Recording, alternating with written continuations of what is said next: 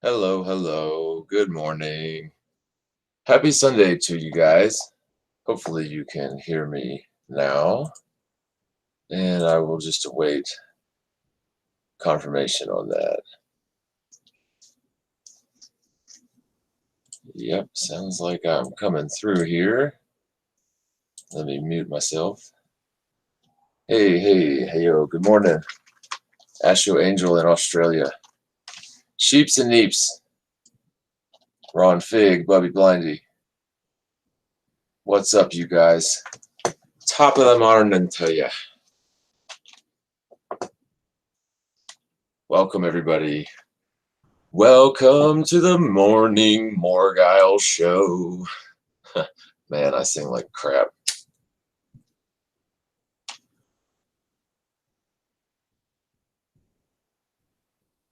Welcome to the morning Morgile show. I'm just letting everybody pile in while I make a fool of myself.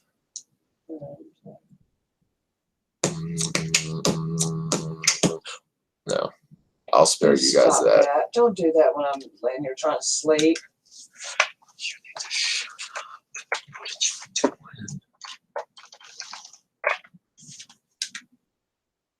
Hello, good morning, everybody.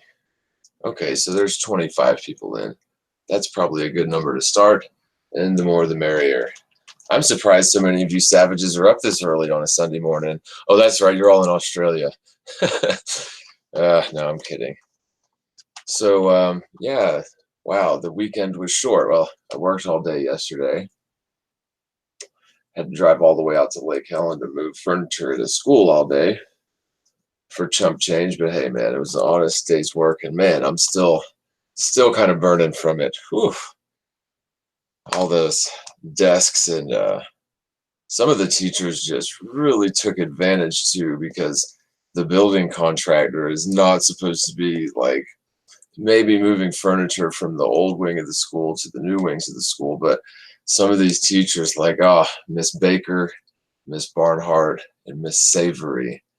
Miss Savory was unsavory with boxes and boxes and boxes full of books. Oh man, brutal. Yeah. It wasn't just like we had to pick them up and tote them inside. No, we had to unload them from one school, load them in a trailer, drive the trailer over to the other school, carry them all the way to the back end of the school. And like, oh man, brutal. Can't use pallet jacks through the school because it scuffs the floors. And oh man, manual labor, I'm telling you. So can you guys see and hear me well? Can you hear me well? Are you seeing my screen well? It looks like it is from my end, but any complaints, speak now or forever hold your peace. Because once I get going, I'm probably not going to be able to monitor the chat much. 3:30 a.m. in Vegas. Well, of course, you guys are still up in Vegas. Yeah, Ron, give me a break. He's proud of being up early at 3:30, knowing the bars stay open 24 hours a day there. Come on, buddy. No, I'm joking.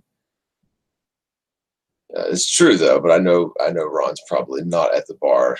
Then again, you never know. Smartphones and you savages, right? Bubby Blindy, Astro Angel, 101 Rock Hound. Well, we could use like furniture dollies, which is like a square. It's like a skateboard with a hole in the middle. It's like a square of planks with 4 wheels, and we could use those because they've got the soft tires. But and yeah, we could use actual dollies. But when you're moving like a bunch of desks, it doesn't do you much good because they're really small little folding desks and they don't stack well, and you just kind of have to grin and bear it. Yeah, I mean we moved hundreds and hundreds of chairs, but yeah, we could stack them up on certain things, but like we couldn't use the like palletize them and throw them on the pallet because everything was already palletized. And yeah, it was just it was a long day. And oh man, it was awful because the boss out there was like, okay, if we get this done, we'll be off by 1, 2 at the latest. So I volunteered to work through lunch, and 2 o'clock came. Actually, it was like 1:30, and we were done with everything. And oh no, we've got 2 more rooms to move. And so I was like, oh my goodness, I'm going to lunch, buddy. Sorry.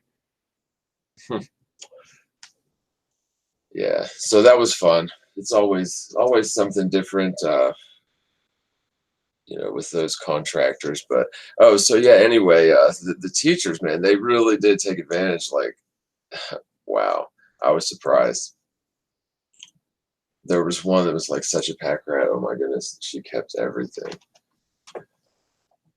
Righto. So looks like we got 36 watching, so that's a good number to start. Let me man, I really don't want to give the trolls my link. So there's a few things I wanted to talk about flat earth wise, and I'll have to look in the chat and you guys stop me if you want to change topic. But one of the biggest things, and I guess I'm bringing this up because every time I see it, I'll bring it up. But here lately, and maybe I mentioned it briefly the other day, but we had the Cheshire moon smiling cat moon, right? Like the fingernail moon, where it looks like the Cheshire cat smiling.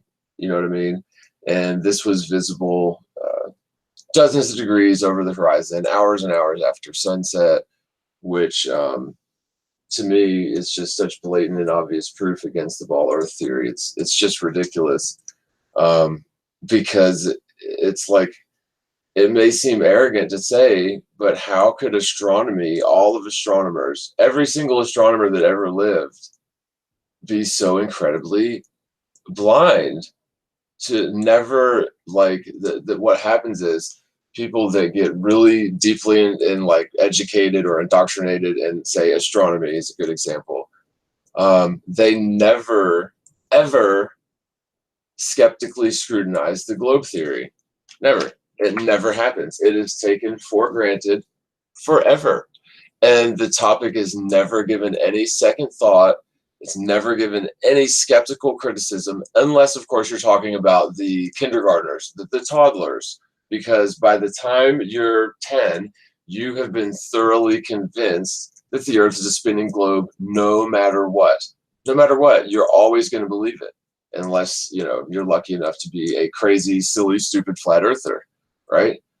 But so when you go into astronomy, clearly they never, I mean, it is true, and we will prove it. And again, stop me. So if anybody out there, and actually if anybody disagrees with this, I'll go ahead and we'll call you in and we'll talk about it, because I mean, I don't see how you can disagree with immutable laws of physics and immutable facts.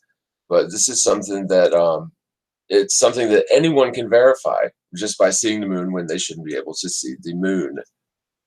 Okay, so you guys tell me though, if everybody out there knows about this and is tired of hearing about it, then stop me.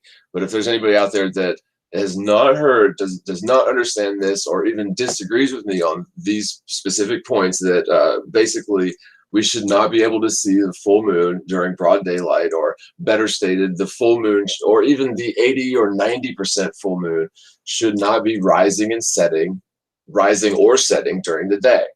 Okay, and conversely, the fingernail moon, 10 or 20% crescent moon, the Cheshire cat smiling moon, should not be visible after sunset. It should not be visible rising and setting, or rising or setting, hours and hours into the night. It should not happen according to the globe. So again, if you guys, if there's anybody out there that wants to, that doesn't understand this, then I'll go over it again, because it's just such an awesome point. I mean, it's something that anyone can verify, and it is blatant proof that all of astronomy is just absolutely not science. It is not, because science must necessarily involve skeptically scrutinizing standard accepted theorem. And basically, if no astronomer ever realized that, oh my goodness, why is the full moon rising and setting during the day? This is impossible. And you can't use the argument, oh, it's visible over the north during the summer solstice, right? Because then what you're saying, that you're looking above and around over the top of the globe to see the full moon, like, that doesn't make any sense, because it's rising and setting, or rising or setting. So you're telling me it's rising over the northern horizon? That makes no sense. Yeah, no, it's rising over the eastern horizon and setting over the western horizon. Yeah, well, okay, so awakened mind, seeing blue sky through the moon, to me, that is either it's I don't want to say misinformation, but in my opinion, that is just not true. So what you're seeing, and let me see if I can pull up a picture. Full moon during day. Yeah, images. There's a good one. So yeah, basically it does look like you've got the blue sky behind this. But what you're seeing is basically the light from the moon is not very high gain. So during broad daylight, the moon is definitely a lesser light. And some of this reflected light, or whether it's reflected or not, that's actually a topic for another conversation that we will have today. But what you're looking at is basically the light in these craters is even lower gain than the light on the shinier surfaces of the moon. And so basically you've got the thick atmosphere blotting out that light. And of course, the atmosphere during the day, it glows a blue. Which is, I actually put it in my notes that I wanted to talk about this difference between sunlight and moonlight today. So what a perfect segue. But the idea that you're seeing the sky behind the moon, or really the same thing goes with the clouds that people claim to see behind the moon and behind the sun. Honestly, it's an optical illusion because in the terms of the clouds, you have different density layers of gases. And the thicker clouds will reflect the light back towards the moon or the sun, and the less dense clouds will allow some of that light through. And again, that's exactly what's happening with the atmosphere, but the difference in the intensity of the light has to do with the surface of the moon as opposed to the clouds themselves. But no, you're not seeing, I'm sorry, but in my opinion, you're absolutely not seeing the sky behind the moon. You're seeing the sky in front of the moon. And of course, it's going to blend in perfectly with the sky behind the moon because it is, I mean, you do have that sort of lens effect of the atmosphere at a given distance. The atmosphere behaves as a liquid, as a lens on the macro level. So you do have that sort of blending of sky color to where you have basically a homogeneous color of the sky, thanks to the scattered sunlight and just the way that God made nature, right? But I don't know. It's just sort of a point of contention to me because this image right here, the full moon during the day, nobody stopped me, so I'll continue and get a sip of water. And by water, I mean water. And a cigarette. 1 second. Right. So basically, this image here debunks the globe theory because, well, let's pull up a diagram. This is always fun, and this is not to scale. And let me make this dude quite smaller, but just so you can see that it's a dude. Right. And this is his head right here is about as high as the ISS is to this scale. So maybe we should make this bigger. And whoops, get away.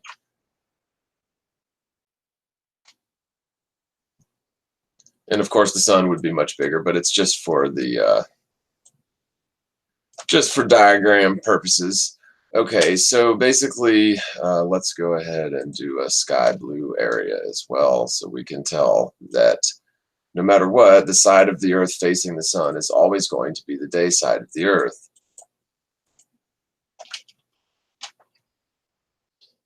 Yeah. Whoops. Right. So basically, the full moon, according to the ball Earth theory, the full moon must necessarily be on the opposite side of the Earth as the sun. That is how the entire, come on, you stupid thing. That is how the entire system works for the phases of the moon. So the full moon would necessarily be way over there. Okay. So the fact that, yeah, the full moon is not going to be sky blue, but the fact that we can see the full moon rising and setting overhead during broad daylight, rising or setting, it doesn't matter, like in the middle of the sky during broad daylight, absolutely conflicts with possibility in the heliocentric model. The no moon and the crescent moons should be strictly on the day side of the Earth. And there's so many people that argue against this, even flat earthers, and we just saw a beautiful example of it this week. I don't know if you guys were watching the moon, but I was talking about it with my flat Earth friend, one of my many flat Earth friends, and it's just nice to know that a lot of people get it, and it's obvious to them. It's plain as day that okay, this guy here. So here's the full moon. And it would actually be 30 Earth diameters this way if you're talking about to scale. And this little observer here, his head is the altitude about of the ISS to this scale. But look, this guy would not be able to see the full moon on the other side of the earth. It just ain't gonna happen. I mean, I don't see how you can argue against this. So let's see. Let me check the chat. I know there's a 30-second delay, but there's so many people who love to talk crap about this excellent, observable, repeatable proof. But I'd love to know who wants to argue against this, because I don't see where you're coming from. Which university did I get my astronomy degree from? Well, I am a human being with a brain, and basic geometry does not require a degree. Being a scientist does not require a degree. The only thing that you need to be a human being with a brain is to, well, get born at some point in the past. And in order to be a scientist, you must basically want to know the truth and follow the scientific method. And one part of the scientific method is observation. And when it comes to celestial objects, flat earthers make no bold claims. I'll be the first to tell you that the celestial lights are a mystery. However, the globe Earth side of this argument makes extremely bold and precise claims about the celestial objects, which must be true in order for NASA to be on the up and up. So if the celestial objects are wrong, then NASA is proven wrong. And really, yes, all of astronomy, whether you have a degree or not, is irrelevant. And I think you completely missed the point about that one. Just saying. The point was, even astronomers fail to skeptically scrutinize the globe Earth theory. And the fact is that everybody is convinced the Earth is a globe, and all arguments are squashed against the ridiculousness of the globe when we are toddlers. And that applies to all astronomers, even if they have 10 degrees, okay, in astronomy or whatever. It doesn't matter. The fact is that simple geometry does not require a degree to understand or explain. So, yeah. Word salad and Dunning-Kruger effect. Okay, so do you have an argument against the fact that we should not be able to see the full moon during broad daylight, rising, or setting during broad daylight? So you're just going to say that basically I don't have a degree in astronomy, so therefore I'm not qualified to talk on the topic, but you won't even mention the argument whatsoever, because frankly I would say that you're not qualified to talk on the topic, or you understand that you don't have a position in this argument other than resorting to childish antics. If that's what you were doing. Sometimes I take people way the wrong way, and I'm like, oh dude, I was just kidding. I'm like, wow, well, it's just fun to lash out sometimes. It's been a lot of stress this week, and I'll just lash out on the live stream viewers. I'm kidding. So yeah, so like anyway, so there's crickets on the on that now. Yeah, what's up, multi Tom Tom? Awaken mind. Yeah, not to lash out at you either, but the whole am I like coming in broken again? Let me unmute. No, okay, it sounds good. La la la la la. Yeah, the moon, the sky through the moon, or the clouds behind the moon. It's just kind of, I don't know, because we know that the moon is higher up than the stratosphere, or the troposphere rather, because we can send up balloons and see the moon is well above the blue sky. And so even if you do have some sort of an optical lensing effect in the blue part of the sky, which you certainly do, definitely, you've got refraction at the very least. But yeah, the moon is above all that. So there's no way that you're seeing clouds, blue sky or clouds or whatever behind the moon. It's absurd. and it makes flat Earth seem silly because what we're saying that the moon is less than 50,000 feet, 70,000 feet or something, right? Like, I don't know. But it is cool. And what I was going to bring up, so we'll segue into that now, is that so why is it? This is something that sort of irks me because I believe it or not, I am a believer, or I lean towards, I don't know, I hate the word belief because it really isn't a belief, but I lean towards the notion that the moonlight is reflected sunlight. There's a lot of flat earthers who believe that the moon is self-illuminated or argue that it is self-illuminated, but the evidence that I've seen for that is circumstantial. And on the other hand, the evidence for the moonlight being reflected light is pretty strong. Like, it's pretty concise evidence that there is a relationship between the relative position of the sun and moon causing the moon phases in a completely different way that is, taught in the heliocentric theory, of course. But perhaps, I mean, it just seems to me that the sun and the moon are somehow related, and the moon's phases are related to the relative positions of those objects, if they are in fact objects. I mean, who knows? But why is it that sunlight causes the sky to reflect blue and become opaque and you cannot see the stars, when on the other hand, the moonlight, if it is reflected sunlight, why does it not? Why don't any of the other stars cause the atmosphere to glow a blue? It sort of baffles the mind. And I know there's scientific explanations, but like, correct me if I'm wrong, but can anyone recreate that in a lab? I mean, I guess that's sort of how neon lights work, right? They glow blue when you ionize the gases, but um, this brings me full circle to the plasma that appears to be in the, well, they say in the lower magnetosphere. We can say lower magnetoplane, although I think that the numerical values in terms of miles of altitude for these layers are probably way different in the ball Earth model as opposed to the flat Earth model. Because remember, when people, like, we'll take Cleo Loy, for example, who is an undergraduate student in astronomy at the University of Sydney in Australia. A few years back, she imaged using the Murchison radio telescope array in a binocular fashion to image these tubes of plasma. They run meridionally, so like north to south, very high in altitude.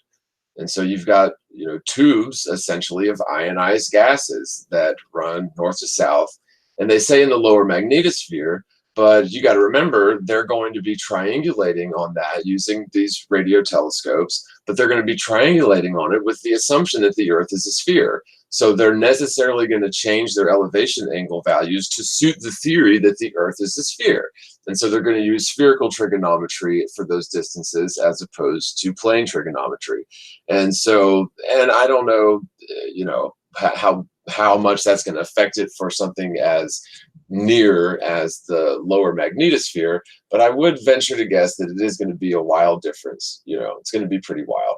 So anybody that's a mathematician that wants to figure out where the lower magnetosphere would be in a flat Earth model, have fun, because I got other crap to do.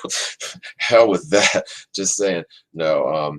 Okay. So, but anyway, and this leads me to sort of believe, or at least entertain, the notion that the sunlight itself may be some sort of reaction that's going on between, within the lower magnetosphere. You do have ionized gases. You've got everything that you need, magnetic field, ionized gases. You got everything you need to cause that stuff to glow. I mean, we see it all the time with the auroras, but perhaps you do have this effect of the sunlight causing the lower atmosphere to glow a blue because there is some sort of a reaction going on. I mean, they say that it's just the sunlight scattering, but again, wouldn't you expect to see that sometimes with, I don't know, like lightning or ever? Like, no, the only light that I'm aware of, natural light, that causes the atmosphere to glow a blue is sunlight. And that is odd.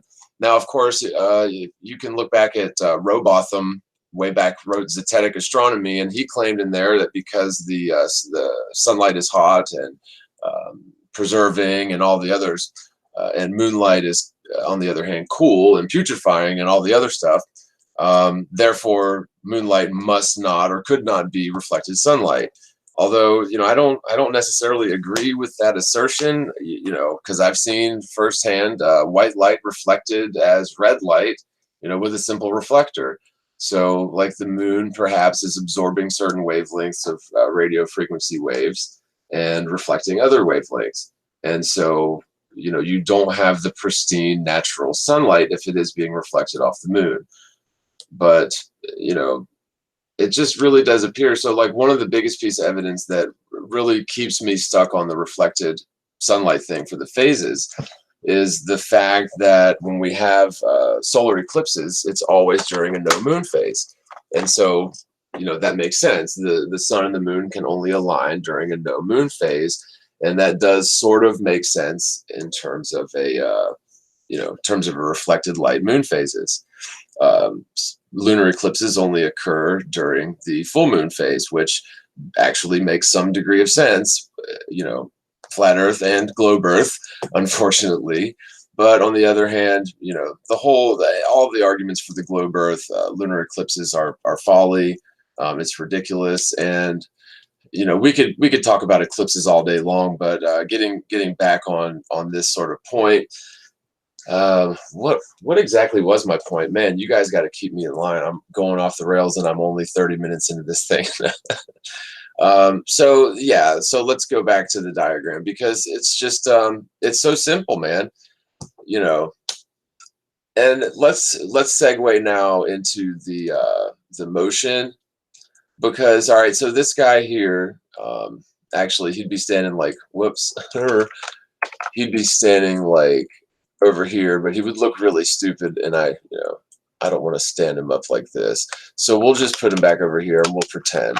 So, like, according to the ball Earth, in the morning, the Earth is going up this way, up towards your feet, at 66,600 miles an hour. And of course, 12 hours later, you will have accelerated 180 degrees in the opposite direction to the opposite speed of 66,600 miles an hour, where the Earth is now traveling down and away from your feet at that rate. So that's a total acceleration of over 130,000 miles an hour over 12 hours, every day, every second of every day.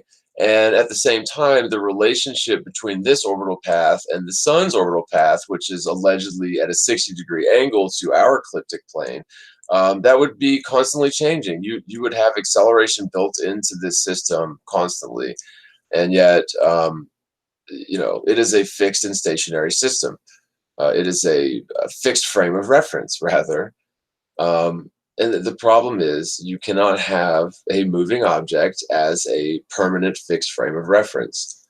So, like, for example, they claim in the ball Earth, basically, when it's convenient for the ball Earth, they will forget all about common sense, immutable laws of physics.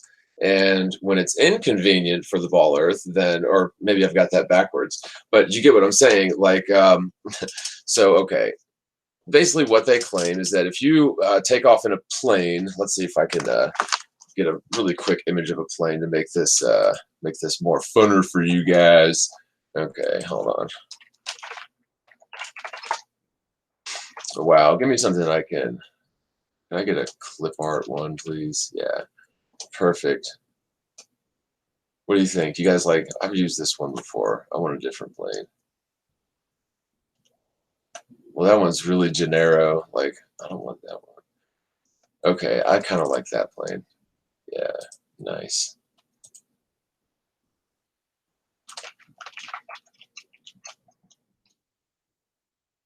Bear with me 1 second, peoples.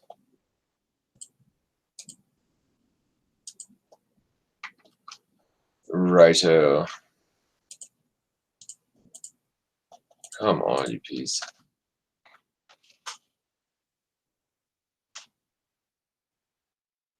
Right. So what they say is that, okay, so the Earth is allegedly constantly spinning to the east. That's what they say, although there's no evidence for that. That's what they tell us. Where's my stroke? There it is. Right, so here we go, you guys. Sorry, just bear with me as I draw you a silly little diagram that nobody wants to see. Okay, so the Earth is allegedly constantly spinning that way. And so what they will try to tell you is that when you take off in an airplane and accelerate to the west, no matter what, the airplane is always going to be stuck to the frame of reference with the Earth going east with the spin. So no matter what you do, no matter like where you go, where you accelerate, you're always going this way at 1,000 miles an hour. But the thing is, the problem is it's, you know, at the equator, it's allegedly 1,037.5 miles an hour. But, you know, it's say 45 degrees north, it's going to be roughly half that, right? So maybe a little less than half, actually. And so, you know, to claim that if you take off from the equator and head north, you're somehow magically going to adhere to the rotational frame of reference at the Earth at that latitude, just because the wind knows, which is absurd. It doesn't make any sense. And frankly, you know, nowhere in nature can you find a rotating object or an object that's in motion and rotating that behaves as a fixed frame of reference permanently, even for objects that are released from any sort of frictional or relationship with that primary object, flying through the air on their own volition, on their own propulsion, with aerodynamics, so they're reducing drag, increasing thrust, cutting through the air like a hot knife through butter, and yet somehow and maybe this plane isn't so aerodynamic. Let's give it a little tweak and make it a little bit more aerodynamic because it's pretty sorry looking. There, now it looks a little better.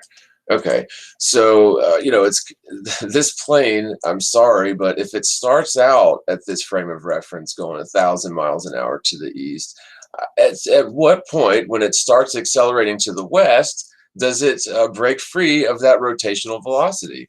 Because as I mentioned in my live stream the other day, yesterday, or whatever. You know, the Coriolis effect is claimed to be proof of the globe. So, you know, you've got in the southern hemisphere plane or the southern hemisphere on the globe, you've allegedly got cyclones that go counterclockwise or clockwise or whatever. In the northern hemisphere, it's the opposite. And so this is claimed to be proof of this Coriolis effect. But again, basically what the Coriolis effect dictates is that an object such as this plane or this man, when stuck to a rotational body, when fastly secured to a rotational body such as the Earth or a merry-go-round, it will maintain that rotational frame of reference with some acceleration, angular acceleration manifests as centrifugal force or a thrust towards the outside edge of that rotational body. But other than that, yes, it will maintain that frame of reference as long as it's fastly secured. But the instant that you say chuck a ball across the axis or out and away from the axis of the spinning primary body, that object that is released and accelerated away from that rotational frame of reference is instantly stripped of that rotational frame of reference, and it will absolutely not retain its rotational frame of reference when released from that relationship with the primary body. So to claim that Coriolis effect applies to hurricanes but does not apply to airplanes is a classic signature telltale globe Earth ridiculous stunt, where they pick and choose when to apply immutable laws of physics when it suits their argument and ignore the same when it does not suit their argument. So, you know, to say that that's science is absurd, and it is in fact liance, or it is scientism, the religion or the belief in science as this infallible religion, essentially. So, yeah, but you know, to claim, and the reason that they have to claim that this westbound plane continues flying east at 1,000 miles an hour, no matter what, the reason they have to do that is because oftentimes eastbound flights and westbound flights are at least once ever are what's the name? They are identical in duration sometimes. Sometimes the eastbound flights are shorter in duration than the westbound flights from the same destinations. Now, that makes absolutely no sense because if you take off and you head east, I'm sorry, but you are racing against destinations, hypothetically, that are racing against you. It's like racing against traffic. On the other hand, the westbound flight should be racing towards destinations that are in kind racing towards the plane. So you should have a relative speed between the the objects to the west of the plane coming towards that plane much higher than objects than the plane racing against their destination. I mean, this is common sense first grade physics. Yet the thing is our ability to think critically when it comes to the ball Earth has been severed. We've been incapacitated, switched off. They've switched off our ability to think critically when it comes to certain things. So, and actually, that applies to things like Santa Claus, the Tooth Fairy, the Easter Bunny. When my parents told me Santa wasn't real, I asked them about the Easter Bunny as well. I did. When I got a big fat no on that one, I didn't have to ask about the Tooth Fairy. You kind of get the picture. It's all that garbage was nonsense. Now the problem with the globe Earth is that until here in the last few years, nobody ever really told anybody, except for a couple times. Maybe there was people talking about it over the years, but nobody really ever told the majority of people that the globe Earth theory was just as big of a hoax and a myth and it's just an absurdity as Santa Claus. I mean, it really is. And the fact that airplane flights don't jive with this theory is yet another really big piece of evidence against it. And yet, when all this evidence and so much more, not just the phases of the moon being out of whack with the ball Earth theory, airline flights being out of whack with the ball Earth theory, there's just so many things. So yeah, we'll look at. This is just something that I have to bring up because there's always new people, or hopefully there's always new people looking at this topic. Otherwise, what are we doing? But maybe there's another world record. But as of a couple years ago and up until recently, I think it was broken. This is the world record long distance landscape photography. The mountain in the distance, and maybe I've got it marked wrong, but it said the one middle left on the website beyondhorizons.eu. Either way, it's 273 miles away. You can see the mountain range 273 miles away. And it is a 2.5 mile tall mountain.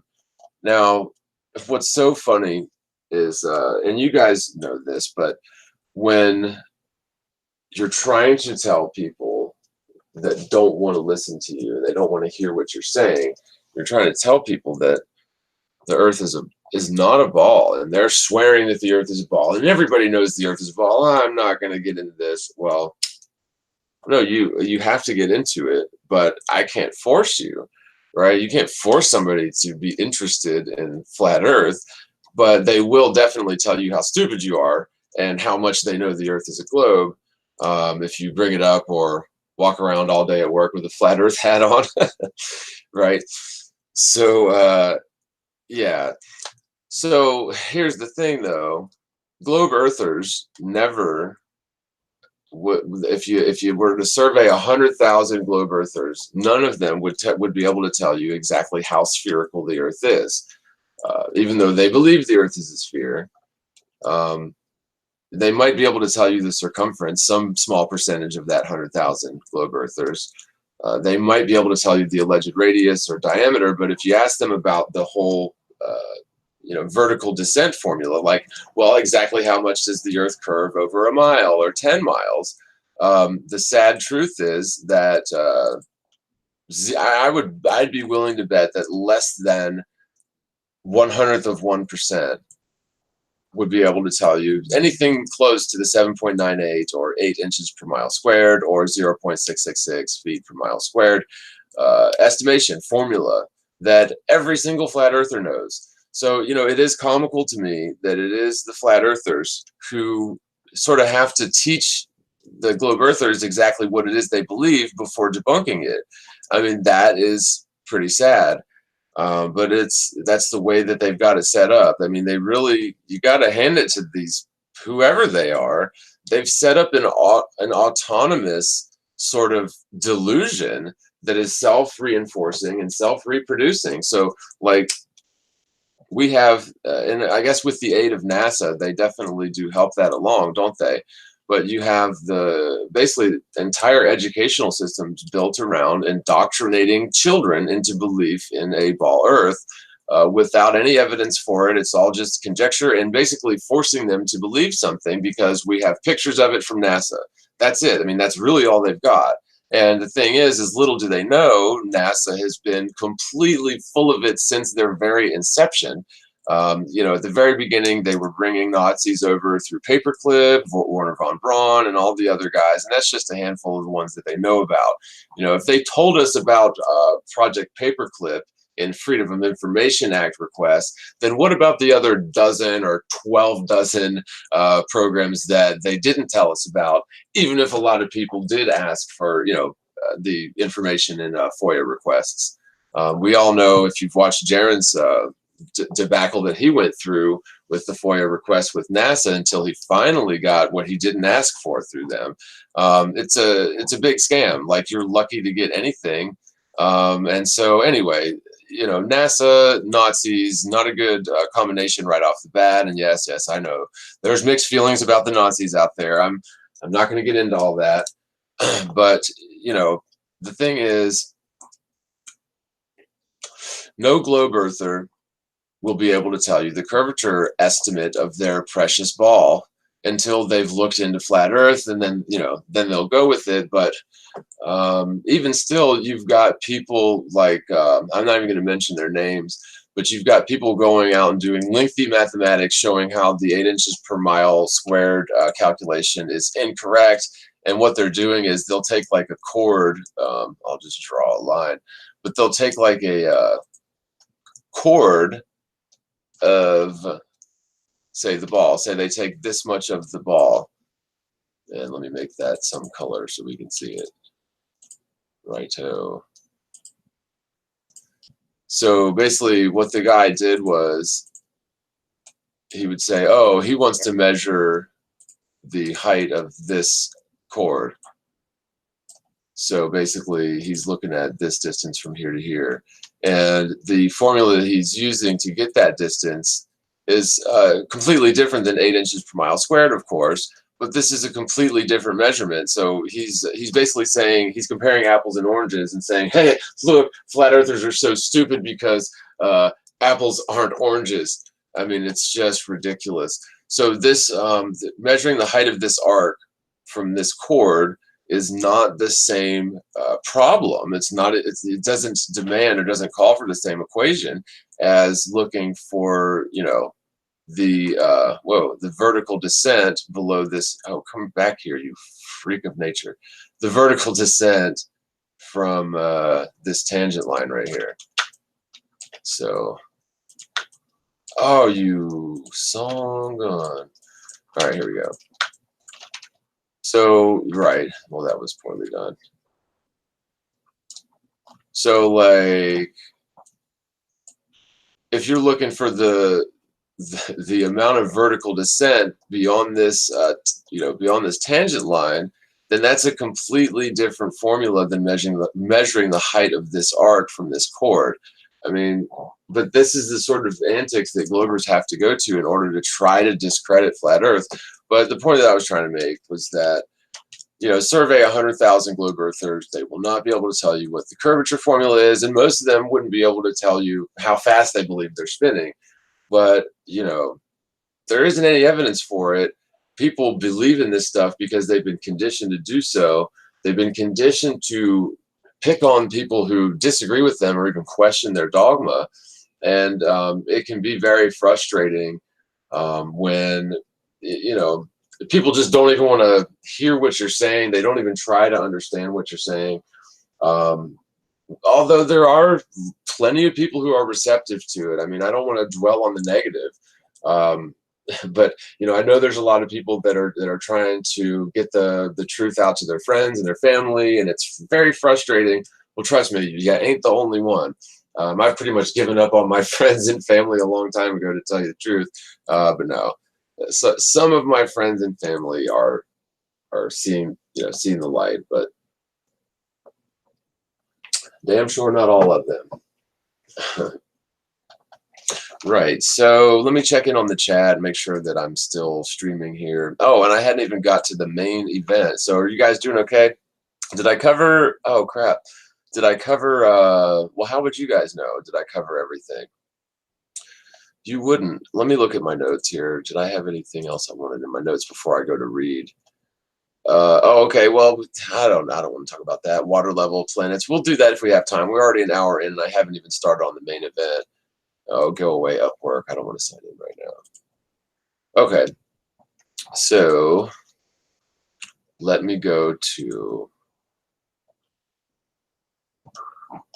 Yeah. Okay. So I wanted to read some comments from my stream that I did. Was it yesterday? I guess it would have been 2 days ago. Actually, yeah. So yeah, there's just some really funny comments that I wanted to share with you guys. So hopefully you're up for it. Let me know if you guys don't want me to read comments. I mean, like, I don't know. I want everybody to be happy. And of course that means we'll get, I don't want to cause fights with you guys, but I just don't want to read through comments if y'all don't want to hear it. So you tell me. I'll just give you guys 30 seconds to debate it. What's up, FNASA? Kill Elon Musk. God is not the Lord of the Bible. It's satanic. The Lord's real name is I Am. You know, I definitely can see that point of view, because the King James Bible, at least, is just completely been, in my opinion, has been taken over, subverted, co-opted by interests who probably are not the actual vicars of Christ on earth. And the teachings of Christ appear to be found in the Bible, but the narrative of Christ's story is not necessarily in line with his teachings, if that makes sense. And, you know, I'm definitely a Christian, and I love the Bible, but I can't necessarily say that I blame people who have that sort of point of view that he just mentioned, because, you know, there's a lot of evidence to support that position. You know, you can't argue with evidence. I mean, you'd be a fool to do so, right? Okay, so P-Flox says, I have a comment. Did anyone see the news story of the magnetic north moving? Yeah, I've seen that a bunch of times over the years. Like it definitely moves. And I remember we had an earthquake one time, and they claimed that it threw the Earth's axis off kilter by like a 5 inches or a fifth of an inch. I don't know. But like, how ridiculous is that? I mean, oh my God. But okay, so we're talking about the magnetic north, though. Barry White says the KGV has not been corrupted. Get off the subject. But okay, first of all, how can you say it has not been corrupted? Like, it was written by King James, and the Catholic religion was started by Roman Emperor Constantine, who, you know, I'm sorry, but Constantine essentially inserted Christianity into the pagan temples. And they basically merged Christianity and paganism, and that's where you get the Roman Catholic Church. That is what it is. And the Roman Catholic Church, and I don't have anything against Catholics. My mother was raised Catholic. But the Roman Catholic Church is responsible for some of the most evil things in history, like the Crusades and the Inquisition, and you know, you could go on and on. But to claim that the KJV couldn't have been corrupted, to me, I think that is extremely naive and unfounded, because I mean, I can point to dozens of poor translations, of complete mistranslations in the KJV. But yeah, I mean, I guess it's when people tell me to get off the topic when I'm doing a live stream on my own channel, it just kind of gets under my skin. I'm not trying to lash out at you, but I also I hate it when people don't research something and tell me to shut up about something because it encroaches on their beliefs. So I'll give you an example. I live in the Bible Belt, and I've lived in the South for a long time, and there's a lot of what you would call Protestants, so Baptist, Methodist. Protestant is a wide range of denominations, right? But so if you ask any Protestant, most 9 out of 10 Protestants, and whether they're Methodist or Baptist or whatever, you know, are you a Protestant? And, if they're not quote unquote Protestant, they'll say no. And you'll be like, oh, but I thought you said you were Baptist. And they're like, yeah, I'm Baptist, but I'm not Protestant. Well, Baptist is a Protestant denomination. And they'll disagree with you on that. And maybe you have to prove it to them. And then the next part of the conversation is, do you know what it means to be Protestant?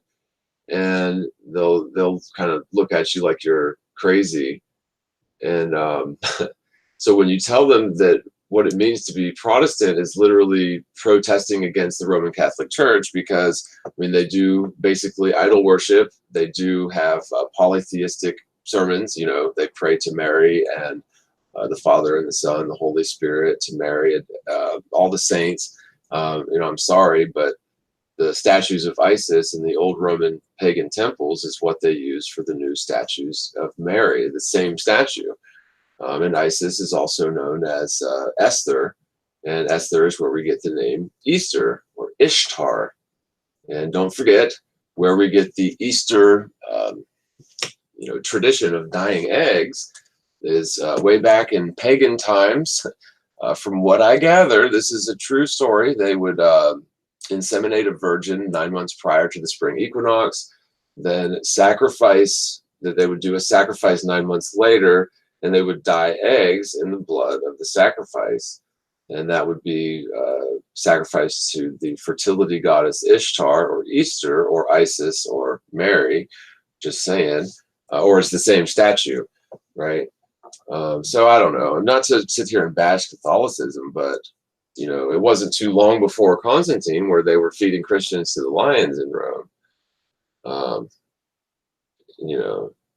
I think Christ's message is captured somewhat in the Roman Catholic Bible, but like, how would you say it's not corrupted? There were dozens and dozens and dozens of official, or maybe a couple dozen official Christian books for the New Testament prior to Rome, and it was very much a sort of a regional traditional thing, but the stories were kept intact.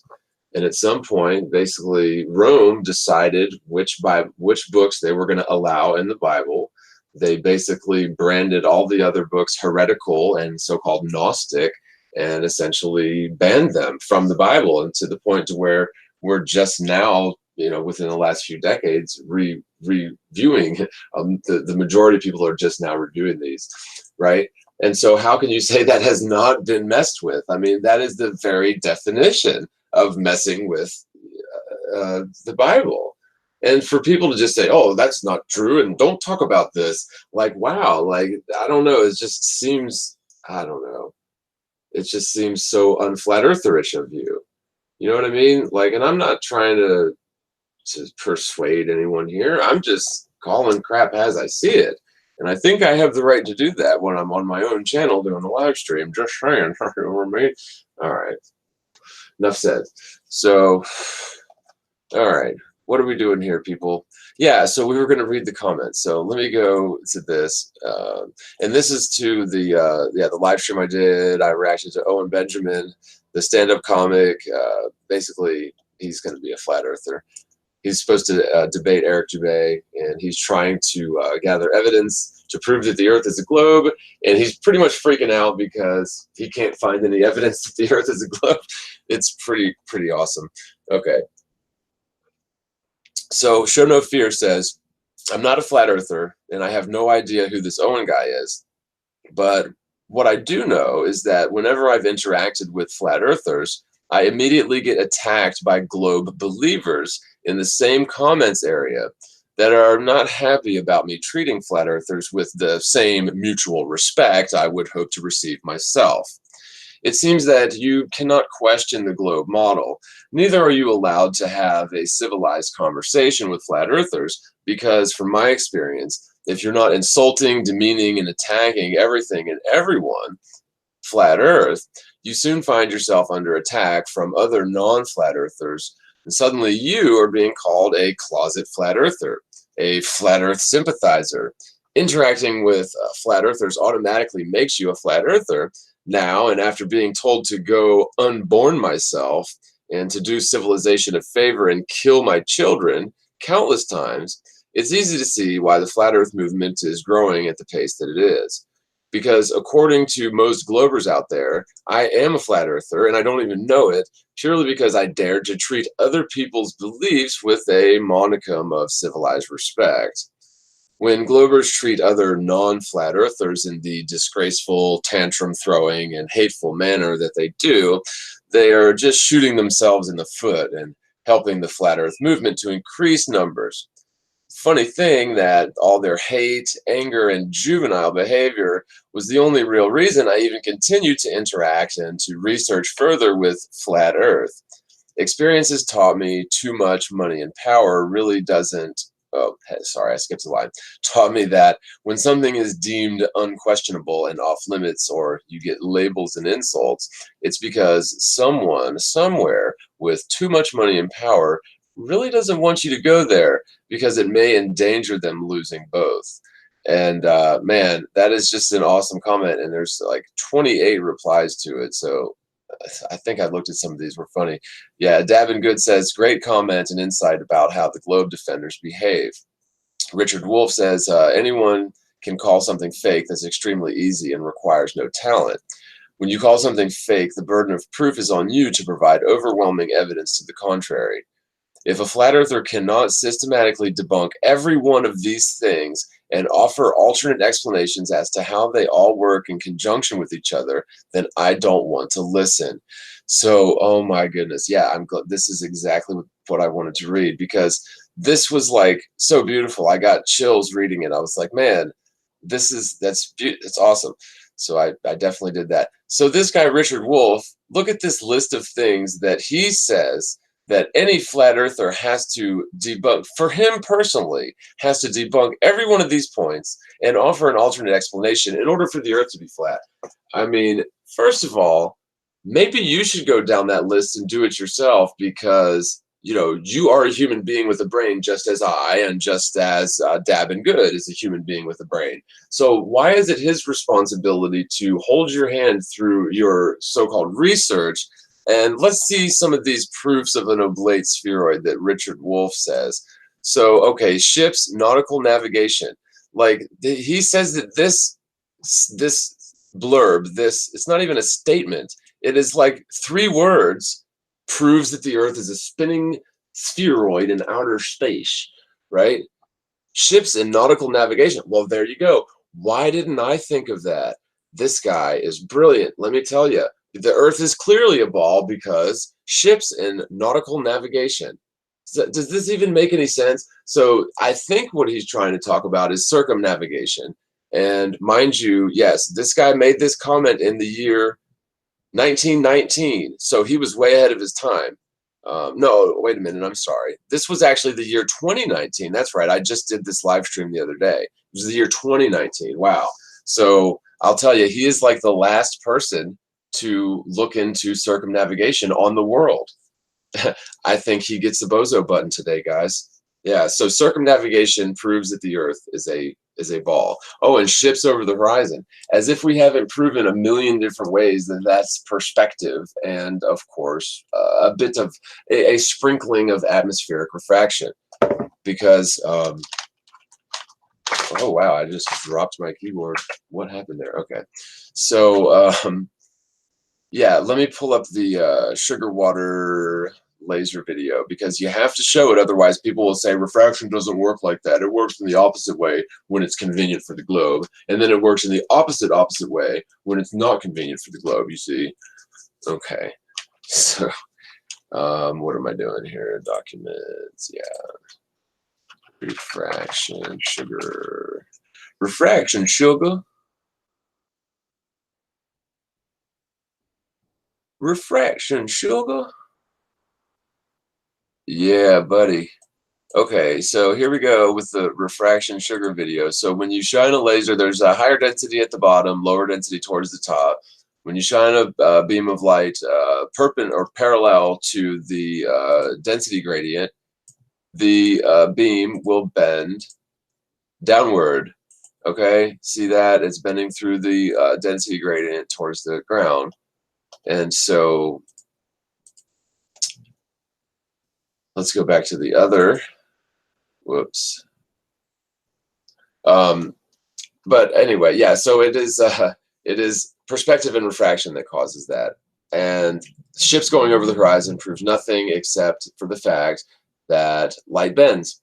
Okay, because by the way, when the ancient people who came up with that so-called evidence of the ball noticed that ships disappear mass last over the horizon, like Christopher Columbus, was a good 150 years prior to the discovery of atmospheric refraction. So, like, did all of science go back and revisit their conclusions that they had made in their ignorance of refraction? Because it was assumed, it must have therefore been assumed, because if they didn't understand refraction, they must have assumed that the light was always traveling in straight lines.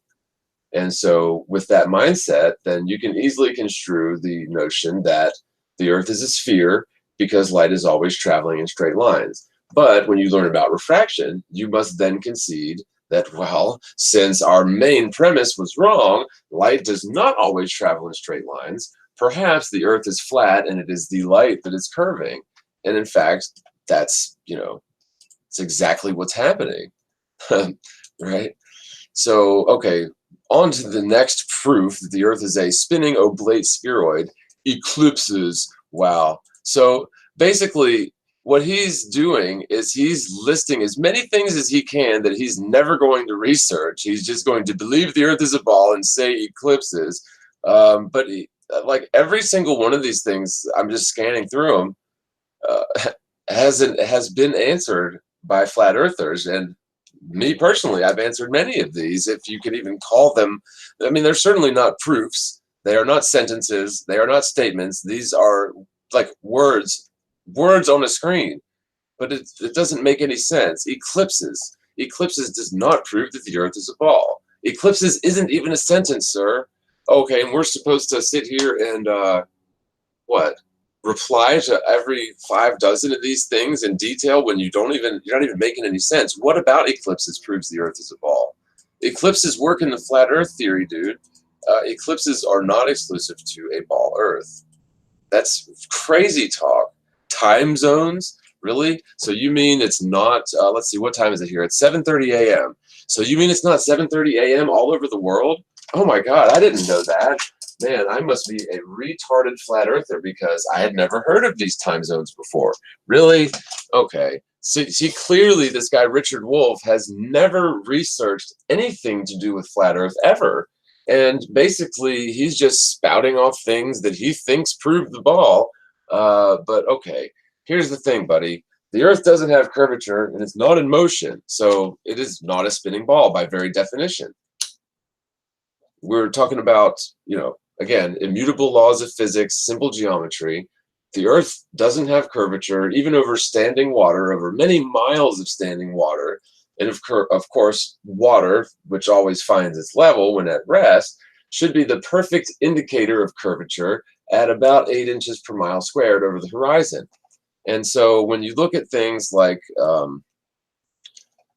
this image here from 273 miles away, the tip top of the tallest peak should be over a half a mile below the horizon line here, according to spherical geometry and the Pythagorean theorem.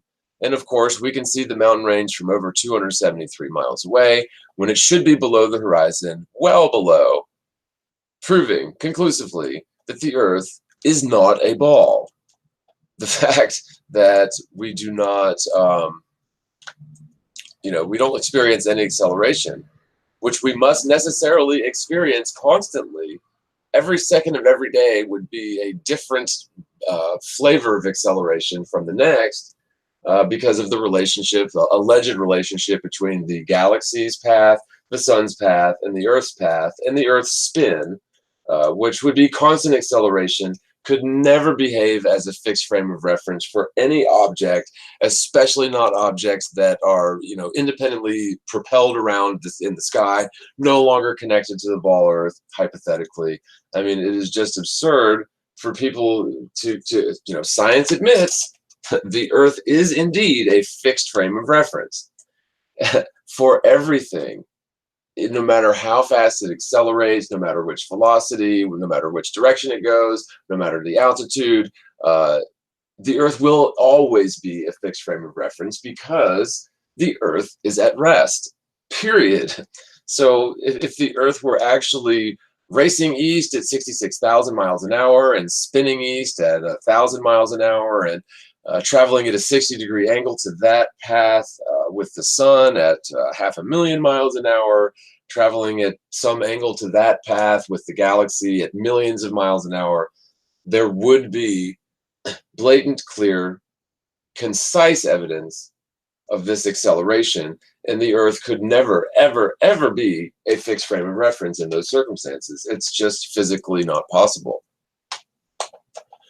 And so for science to admit that the Earth is in fact a fixed frame of reference, and they must admit it because it is self-evident, yet they claim that these immutable laws of physics having to do with inertia and angular acceleration and centrifugal force, they must hold the position that the spinning ball Earth is exempt from these immutable laws of physics because their argument hinges upon the ball Earth theory being exempt from immutable laws of physics that affect everything in nature predictably except for the spinning ball Earth, right?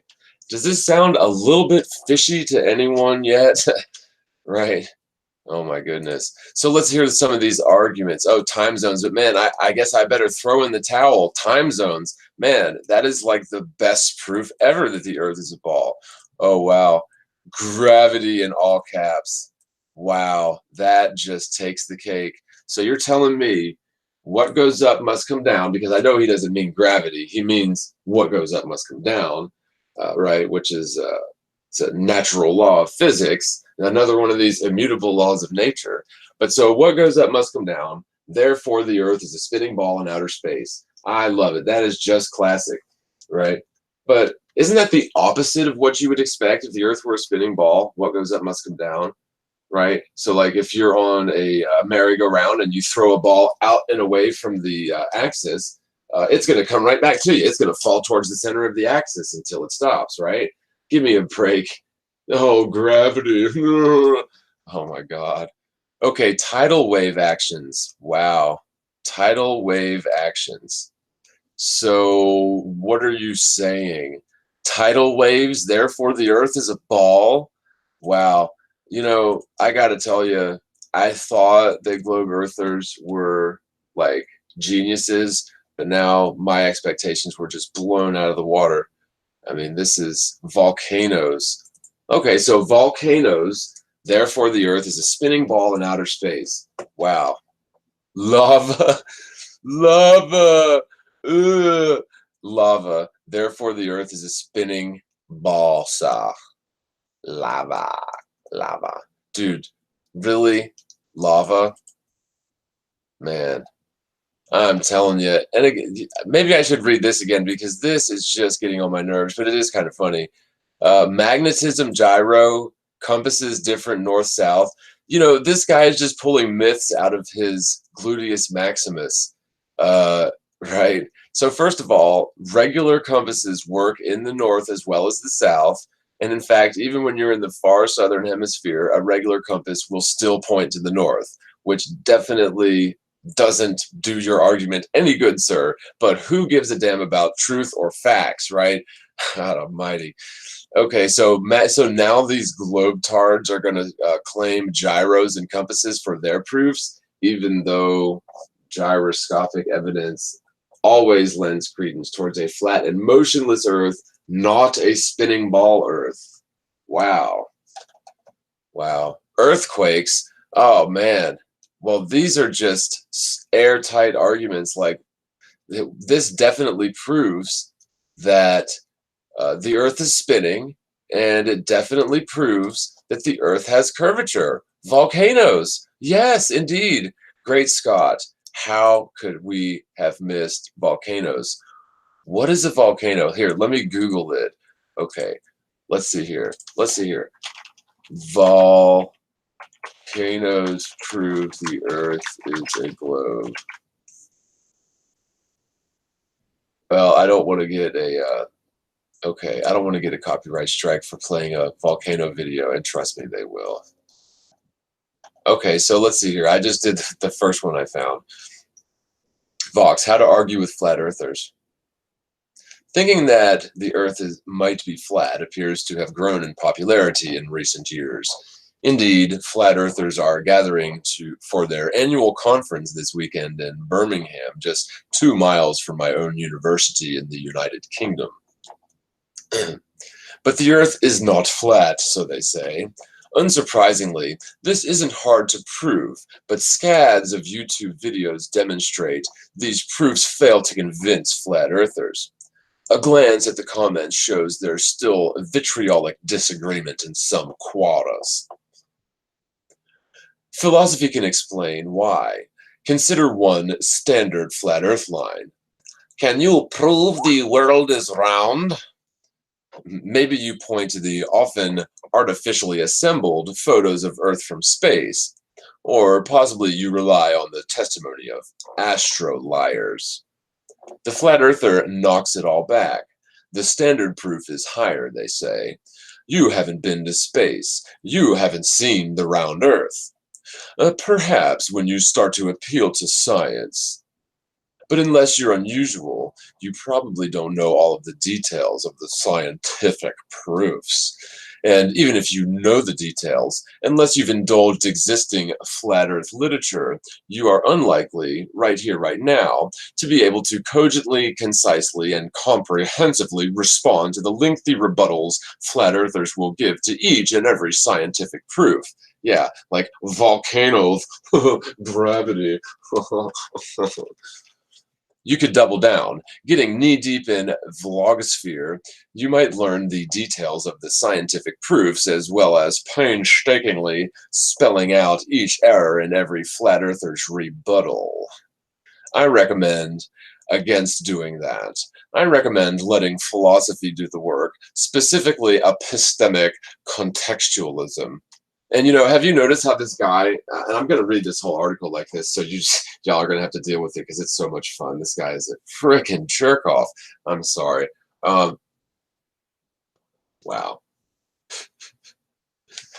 This guy is just totally not providing any evidence for curvature or motion or spinning or orbiting. Like, really, this dude, wow. Epistemic contextualism. Wow, he is just using the biggest words in the world. He must be smart. And what is a thesaurus? What's another word for thesaurus? No. All right, so to understand what this is, we must first understand a familiar idea, context shift.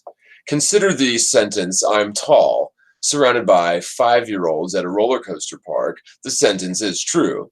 After all, I can get on all the rides and they can't. Wow, so context shift. Huh. So this guy is using grammatical devices to prove the Earth is a ball. This dude is really smart, really smart. But okay, anyway. But at the tryouts for the Harlem Globetrotters, a measly 5'11" won't cut it. So in that context, the sentence is false. Tallness is contextually sensitive, and it makes no sense to further ask whether I'm really tall or not. It only makes sense given a particular context. Epistemic contextualists say that knowledge is the same. Imagine you're transferring $10 into your $10 to your daughter. You know her bank details. You tap them in, you send the money. But now imagine you're transferring $50,000. Doubt sets in. Do you really know her bank details? Are you sure? Sensibly, you phone her to double check. Dun dun dun! The contextualist says that in the first case, you know her bank details. In the second case, even though nothing about you has changed, the context has. And in that case, you don't know the details. Moving the goalposts. That said, so what, is he finally going to prove that the Earth is a ball, or is he just going to keep flapping that gator hole? Okay. I claim flat earthers are doing a Phoebe. In one episode from the sitcom Friends, Phoebe and Ross argue about evolution. Oh my goodness. So this silly person is going to bring up old episodes of Friends to make points, but gonna dance around any sort of evidence that the Earth has curvature, Earth is in motion. Are they actually filibustering their own article with nonsense? What jargon? Okay, so Phoebe and Ross argue about evolution. Wow. Ross piles on the evidence thick and fast. That's how Ross does, baby. Finally, Phoebe loses her temper. Can he be so unbelievably arrogant, she asks, that he can't admit the slightest chance that he might be wrong? Sheepishly, Ross agrees that there might be a chance. Suddenly, Phoebe has him. Ross's admission destroys his worldview. He's a paleontologist, and having admitted he can't be sure about evolution, how can he face the other science guys? Well, first of all, evolution's a bunch of nonsense, that's why. But anyway, Phoebe has humorously shifted. This guy is going into great, painful detail about an old episode of Friends for his new Flat Earth article. I mean, what in the world? And this guy writes for Vox. Wow, that's why they pay him the big bucks. He knows how to filibuster his own article. That is so freaking bonkers. Oh my God. But Phoebe moves him to a skeptical context in which, if there's a hint of doubt about something, any possibility that you might be wrong, then you don't know it at all. Oh, look, there's an ad for Flat Earth Society right in their article. Yeah. Philosophers are well acquainted with these skeptical contexts. For instance, you could be plugged into the matrix, and if you were, then every belief you had would be false. By bringing your attention to that, I put us in a skeptical context within which we don't know much of anything. Most people, though, ignore this possibility. Most people assume themselves not to be in a skeptical context. It's now easy to see how Ross can face the other science guys. He does know evolution is true in most everyday contexts. Sorry, I'm like losing my voice. Hold on. It's now easy to see Ross can face the other science guys. He does know evolution is true in most everyday contexts. It is only Phoebe's weird context that Ross does not know evolution is true. Where flat earthers go wrong, they read your stupid article. Oh my God. Flat earthers are pulling the same trick. They're right that you don't know the earth is round, but they're only right in a context where testimonies of hundreds are disregarded, where widely accepted facts among the scientific community don't count, where photographic evidence is inadmissible, and so on. Oh, wow. Testimonies of hundreds of astro liars. Yeah, that's the only hundreds that we're going to deal with. Okay? Because there is no such thing as space. It doesn't exist. So, how can you go to space if it doesn't exist? That is not possible, sir.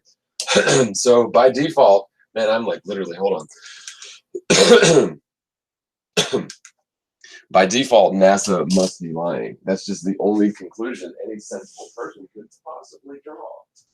I have to roll a cigarette, so if I break up, I'm sorry, guys. But yeah, that's it for my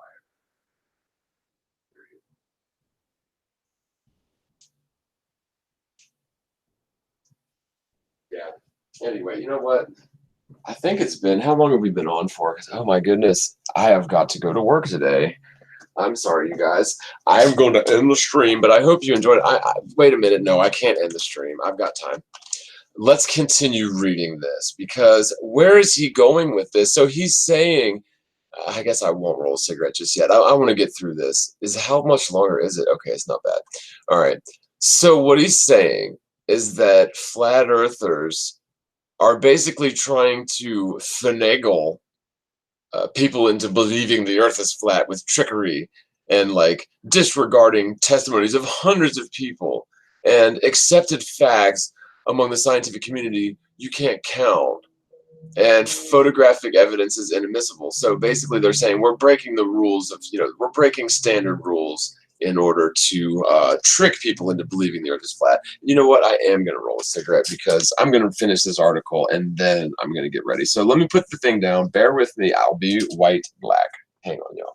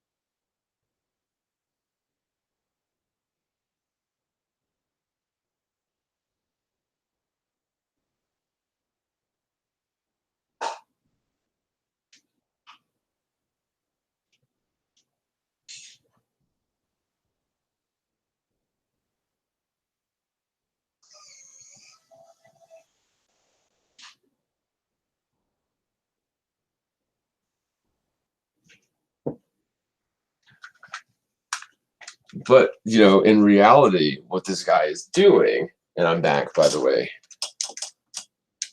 In reality, what this guy is doing is he's using very tricky and subversive tactics to convince people that flat earthers are like, you know, dishonest and weird and crazy and you know, like taking advantage of people and breaking the rules in order to trick people into believing that the earth is flat, right? So okay, so testimonies of hundreds of astro liars must be disregarded, because when you know the earth is flat and stationary, then you know that NASA must necessarily be a pack of liars. So you can't go by their photographic evidence. Like, why would you trust photographic evidence of known liars? And by the way, they claim that most of their photographic evidence is composite computer images. So they don't even claim it it's photographic evidence themselves. And they're known liars as well. But at least they have some standard where if it's a composite, they don't tell you it's a photographic. Well, except for maybe the first blue marble. But anyways, so basically all of these things that he says here, they're all the same thing. He's listing out basically what he's saying. He's saying that, so basically flat earthers don't trust NASA, and they don't trust NASA, and they don't trust NASA, and they don't trust NASA either, right? I mean, that's what he's saying, but he's using very clever and tricky words to say the same thing 5 times. So but that's like, wow. Like, first of all, the dude offers no evidence for the ball, no evidence for the spinning, no evidence for the orbiting, no evidence for any of it. And then he goes on to basically try to character assassinate flat earthers with the frickin' Rick and Phoebe, the Ross and Phoebe story. And then goes into this where he lists, wow. I mean, really, what do you have to do to get a job at Vox? I bet you I could write way better articles than this clown. Just saying. Okay, so and I could do it for the Globe. If you pay me, I'll write Globe Earth articles. No, I'm kidding. Totally kidding. Um, it says this unfortunate meme seems to be doing the rounds on Twitter again today. So let's see the meme.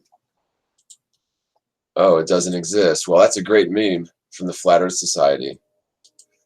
Okay, the Flat Earthers argument is framed in a context where you can't set aside the possibility that there's a pervading global conspiracy, albeit one which somehow intermittently leaves glaring errors which give them away. In that context, you don't know the earth is round, but in that context, nobody knows much at all, and so this conclusion is simply unsurprising. Well, that was a paragraph of nonsense, was it not? I mean, should I read that again, or could anybody make sense of that at all? Like, I mean, maybe you'd have to see the meme, but what difference does that make? What does that have to do with the curvature of the Earth? I really would like to know. What does that have to do with your butt spinning 1,000 miles an hour along a curve today and every day and tomorrow? I mean, I don't see the correlation.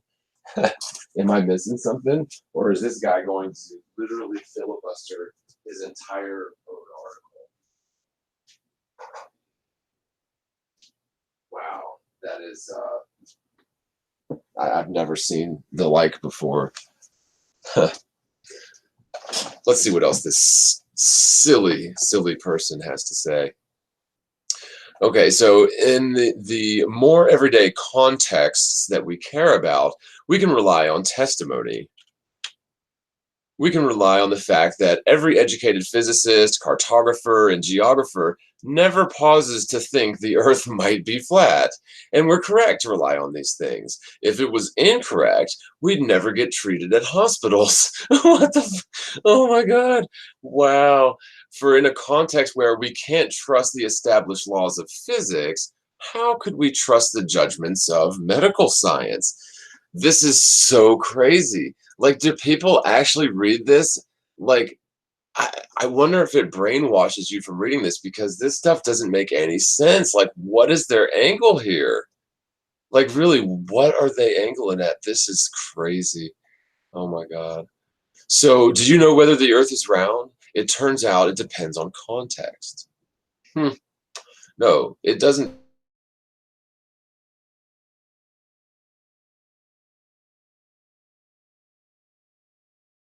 For now. Read Yes, 1. Read no, 2. You guys let me know, because I don't want to keep reading unless y'all want to. Unless y'all want me to read. Here you are. Y'all just let me know, because I will finish it. But can you believe the gall of this guy? Like,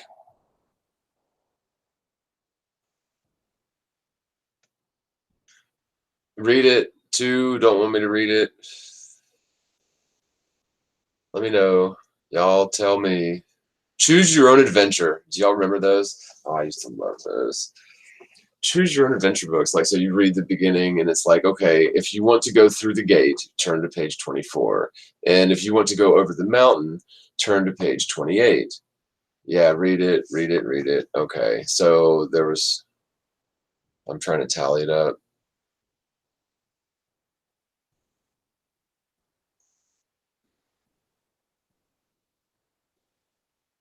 Okay, all right, I'll finish reading it then. You got it. Choose your own adventure. That's why y'all come here to my streams. No, I'm kidding. All right, so here we go. Oh, I'm reading this stupid thing. No, I'm not reading that anymore. I'll read this. Okay. So, okay, so do you know where the Earth is round? It turns out it depends on context, or so this bonehead says. But in most regular contexts, then yes, you do. And that's how to treat flat Earth arguments like this. Don't play the game where you pitch your likely imperfect knowledge of science against theirs, unless you're a knowledgeable physicist who's both a good teacher and armed with the patience of a saint. That's a game that goes badly for both sides. Rather, try to explain that not being able to prove something with absolute certainty right here and right now is a non-standard criterion for having to know something. So, okay, wow. So what he's saying here is that if you want to argue against a flat earther, you better be a physicist who's a good teacher and has good patience? Really? So what should that tell you? That that you have to be a physicist that's a good teacher in order to argue with a flat earther.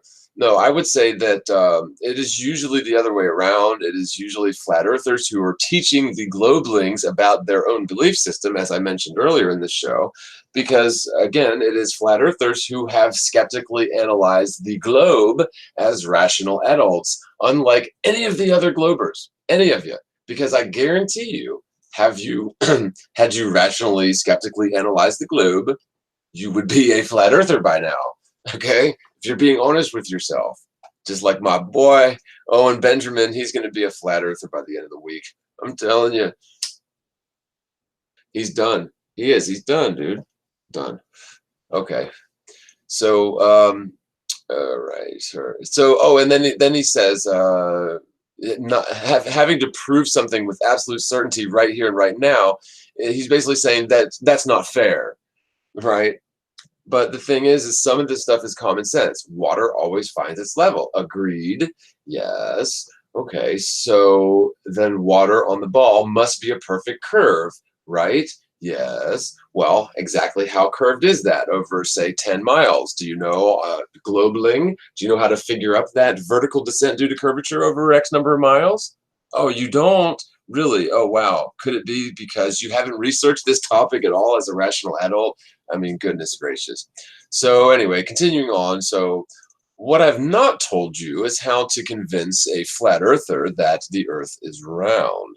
And I will just interject and say, you're never going to reconvince a flat earther that the earth is round, because all flat earthers know that the earth isn't round. We've been through this. We've actually gone through the checklist. We've done the research, the experimentation, and we've come to the startling and permanent conclusion that the Earth could not be a spinning sphere. So anyway, this author here goes on to say, I can't promise any joy in that regard. He's saying, convincing flat earthers that the Earth is round. Yeah, no crap, buddy. You're not going to do it. Wedded to a high proof context and willing to believe only experiments they can conduct in their own backyard on a shoestring budget, their misunderstanding is likely unfixable. Ooh, that sounds like fighting words there, buddy. Okay, so he's saying that because we're zetetic and scientific as opposed to theoretical in nature, then we are somehow unfixable. You know, our misunderstandings are unfixable. The arrogance and the ignorance of this person is just unbelievable. It's typical globe earther, I'm telling you. Okay, so he continues, philosophers are used to that. Remember the skeptics who thought they knew nothing? Philosophers might be able to explain how we should resist skeptical arguments and why you should think you know things, but they generally give up on convincing skeptics themselves. Oh my God. Once you believe you don't know anything, it's hard to come back from that. Similarly, flat earthers are so entrenched in the conspiracy theory, getting out again is a slog they can only do for themselves. Nick Effingham, wow, his name is really Nick Effingham, is a senior lecturer in philosophy at the University of Birmingham. A version of this story was first published by The Conversation. I wonder if I can email him back. Let's see. I'm going to contact him. Nick Effingham. Okay. At, here we go.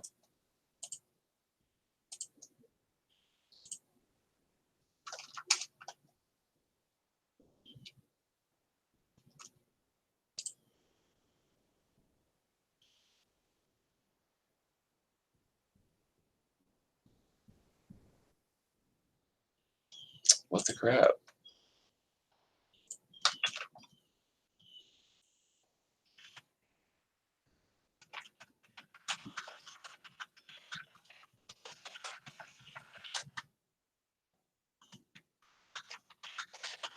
Hi, Nick. I just read your quote-unquote article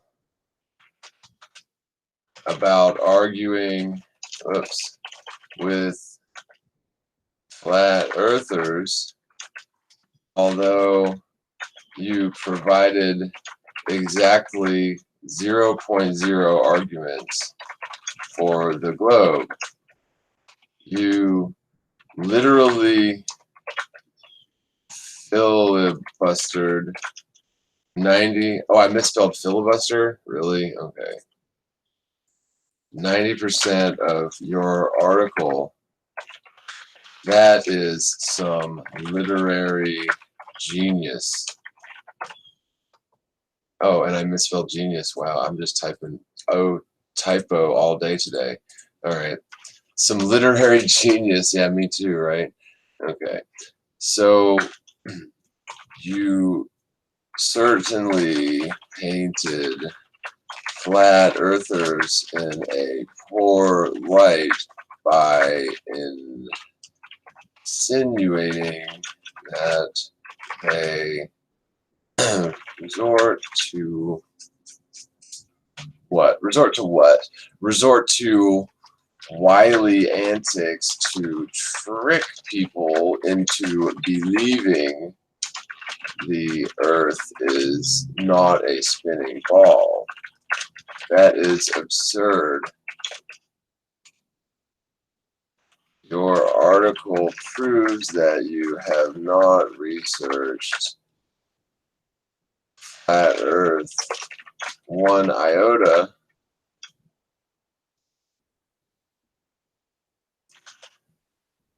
Yet you hold a position of authority on the topic as if you know the first thing about reality. I'd love to debate you about flat earth, but we should probably stick to facts as opposed to confusing literary devices to mislead your readers. Please email or text me at your convenience. Cheers.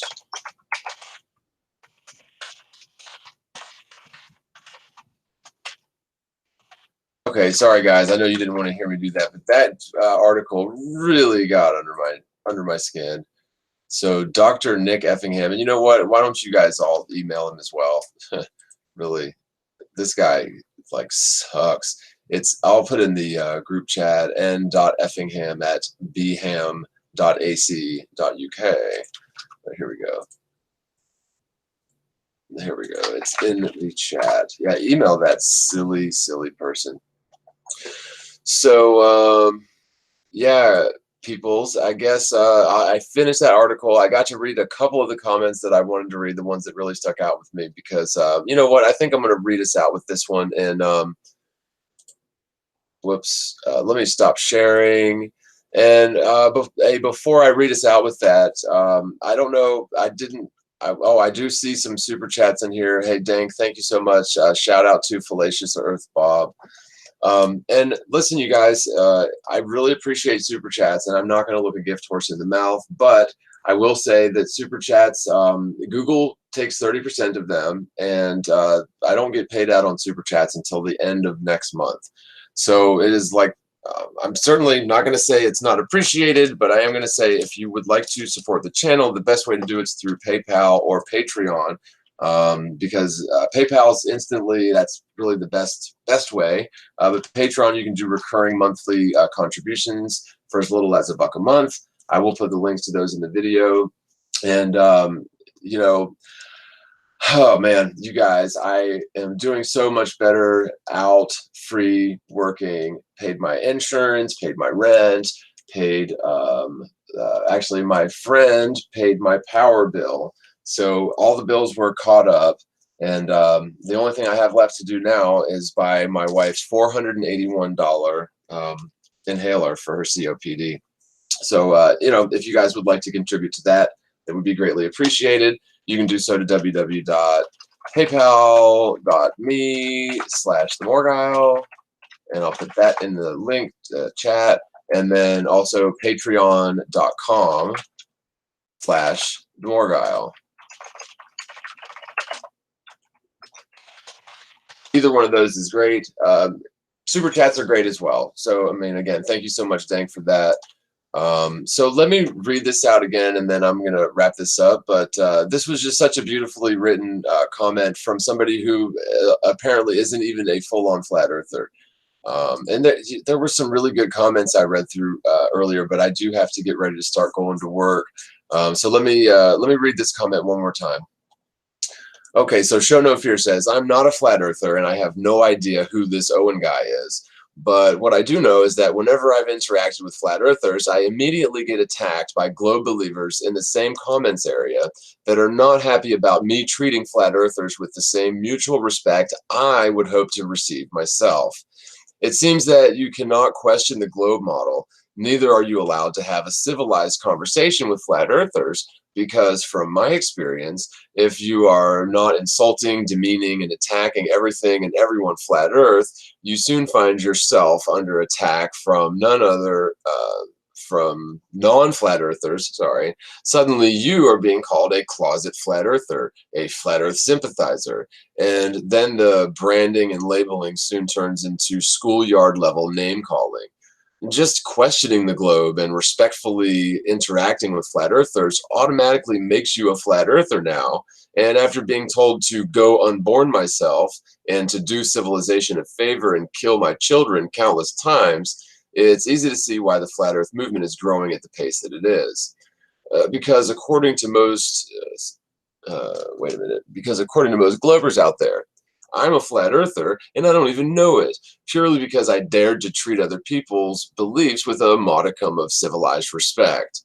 When Glovers treat other non-flat earthers in the disgraceful, tantrum-throwing, and hateful manner that they do, they are just shooting themselves in the foot and helping the flat earth movement to increase their numbers. Funny thing that all their hate, anger, and juvenile behavior was the only real reason I even continued to interact and research further with flat earth. Experience has taught me that when something is deemed unquestionable and off limits to you, you get labels and insults. It's because someone somewhere with too much money and power really doesn't want you to go there, because it may endanger them losing both. So just very well said. Again, that's pinned to the recent live stream I did with basically reacting live to Owen Benjamin's I Can't Be a Flat Earth Person segment. which I put a link. It's on Karen B's channel, is the original video. And I will, well, not the original, but the one that I saw was on Karen B's channel. And I'll put that in the chat as well, if I could find it.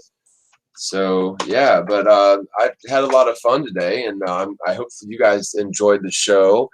49 thumbs up and 14 thumbs down. So, you know, if you didn't like it, I'm sorry. I wished I could have done a better show for you. But, you know, I think at least half of those thumbs down were there within the first couple of minutes of the show, or am I wrong here? So if you enjoyed the show, please give it a thumbs up.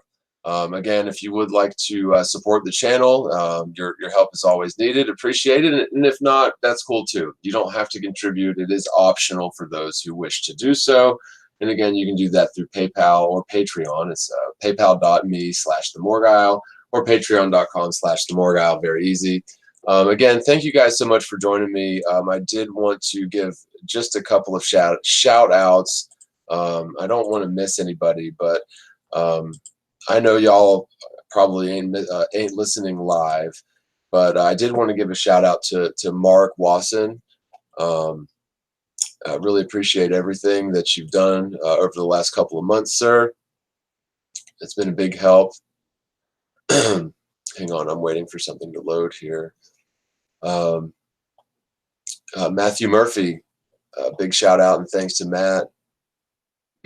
Michael Mooney, shout out and thanks to Michael. Francis Rosnick, good old Farley, my brother from another mother. Laura Richter,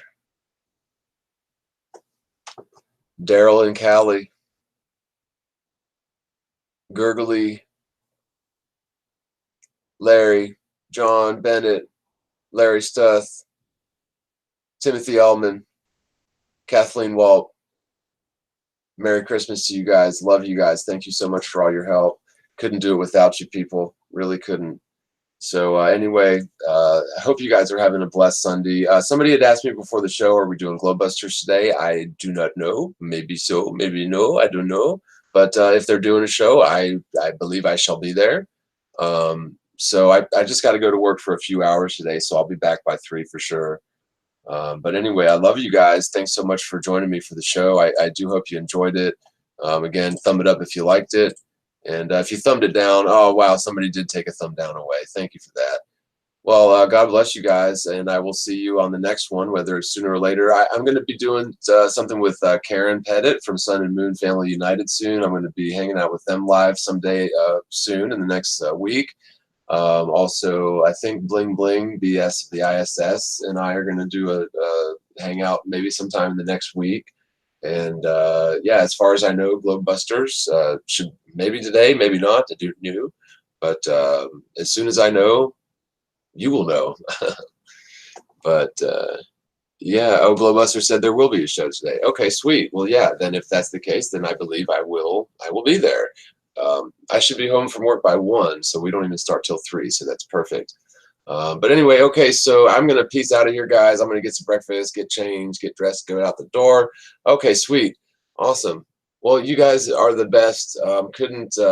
Wouldn't do this without you. I certainly wouldn't sit here and talk to myself unless you guys were here. So it's been a blessing to hang out with you guys this Sunday. As always, spread the word, spread the world, and peace out, everybody. Love you guys, and I'll see you on the next one.